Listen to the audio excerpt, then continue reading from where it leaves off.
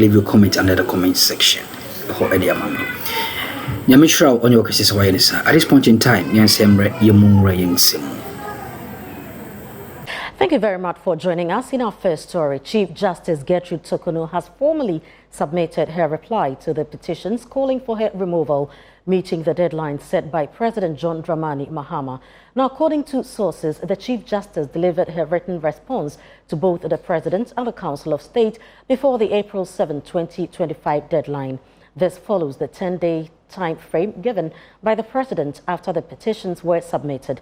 With the response now in, the Council of State is set to begin its review to assess whether there is sufficient grounds to proceed with further action.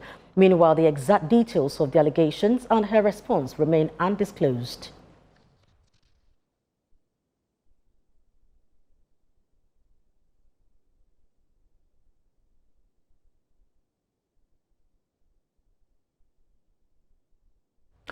Let's now speak with former Attorney General Ni Aikwe Otu for more insight on this matter. Thank you very much, sir, for joining us. Now, should the opportunity be given to the Chief Justice to respond before the prima facie determination cause concern for the plaintiffs, especially considering arguments that the issue is now moot following the presidency's withdrawal of their case? Well, I don't know, I haven't gotten the question well. What are you repeating today? Right, so I'm asking if the determination of or should opportunity be given to the Chief Justice to respond before the prima facie determination cause concern for the plaintiffs? Oh, that is exactly what the Supreme Court decided in the case of Petition, that the person is entitled at least to be given an opportunity, to respond to whatever concerns someone has raised. And it was repeated in the Tiger IP case. So the procedure is that otherwise, if the president receives the petition, then he would proceed to determine the prima facie case. He will straight away set up the 5-member committee. But in determining prima facie, he would not have gotten to have any idea of what the response would have been. So that has been the position. We have followed it. The president has followed it. The Chief Justice demanded. The president said, well, you spoke even too early. We were coming to give it to you. Whether it is a political thought is another matter. But it has been given. So now let them consider whatever the prima facie case, and then we'll take it from there. Right, so the case at the Supreme Court, is it moot? Well, there are two schools of thought. If that is likely to recur, then the Supreme Court can say, let's still go ahead, although the matter has somehow been resolved, because next time, a similar matter will get up. So if we decide on it once and for all, that is better. If the Supreme Court takes the view that the thing has become moot, so there's nothing to talk about anymore, then that also ends the matter. So this is the thing. There are two schools of thought. One is of the opinion that the matter can recur because we are human beings and we have different personalities at every point in time. So for this one, we have resolved the matter. Next time another person comes and he wants to repeat the same thing. After all, look at the Supreme Court directive that, managing directors, chief executives of state-owned enterprises and the rest, where government is only a part shareholder, government should not come and sack people. And they have continued doing that, although the Supreme Court has said it's not proper. Leave the people there. They were recommended to the shareholders. The shareholders approved them. So it's not like government appointing them. Look at the SIC woman's case, for example.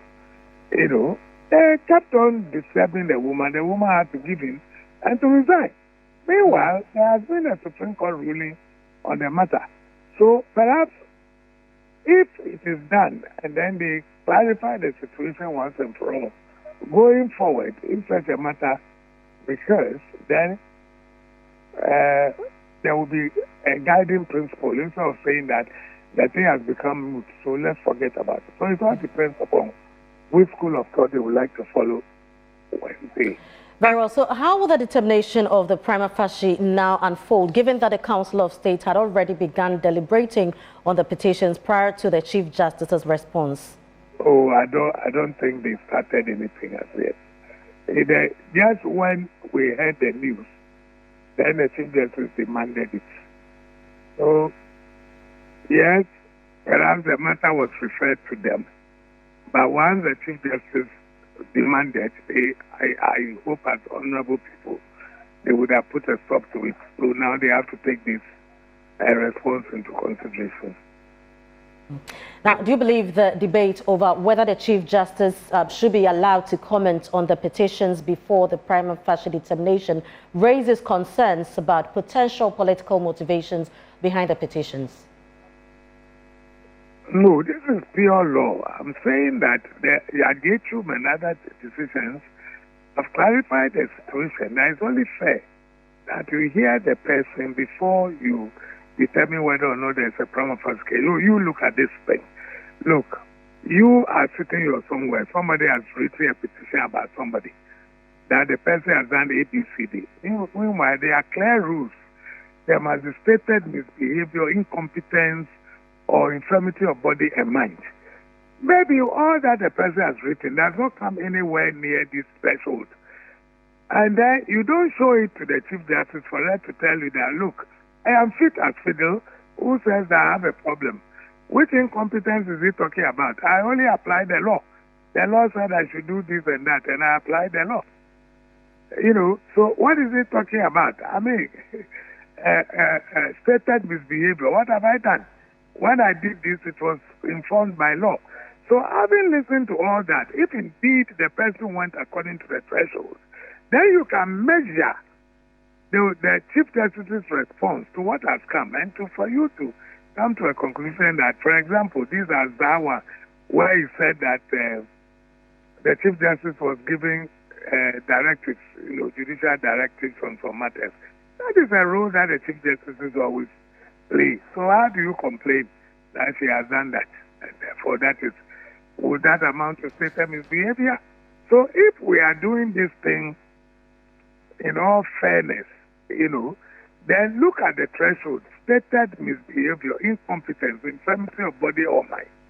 All the complaints should be brought within this remit. If they don't meet it, why do you go beyond that to set up a committee of inquiry to determine what? What are they going to determine? Unless you have made up your mind already that you want to remove the person.